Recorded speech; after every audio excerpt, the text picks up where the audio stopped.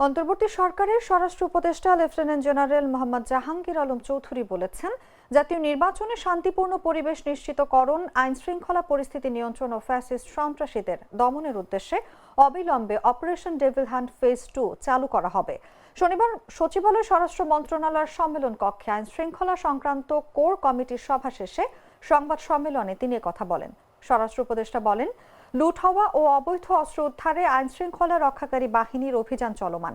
এটি আরও জোরদার ও বেগবান করার জন্য এবং ফ্যাসিস্ট সন্ত্রাসীদের দমনের উদ্দেশ্যে core committee operation devil hunt phase 2 অবিলম্বে চালু করার সিদ্ধান্ত নিয়েছে। জাহাঙ্গীর আলম বলেন, বর্তমান অন্তর্বর্তী সরকার জুলাই গণঅভ্যুত্থানের সম্মুখ সারির যোদ্ধাদের নিরাপত্তা নিশ্চিতে বদ্ধপরিকর। সরকারের পক্ষ থেকে তাদের জন্য বিশেষ নিরাপত্তা ব্যবস্থা নেওয়া হয়েছে। এজন্য একটি কমিটিও গঠন করা হয়েছে। কমিটি সার্বিক বিষয় পর্যালোচনা করে জুলাই যোদ্ধাদের নিরাপত্তার বিষয়টি নিশ্চিত করবে।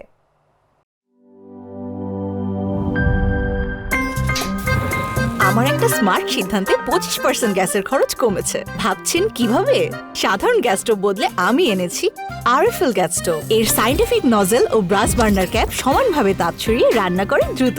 তাই গ্যাসও বাঁচায় 25%, টাকাও বাঁচে 25%। আরএফএল গ্যাস স্টোভ নিরাপদ ও গ্যাস সাশ্রয়ী।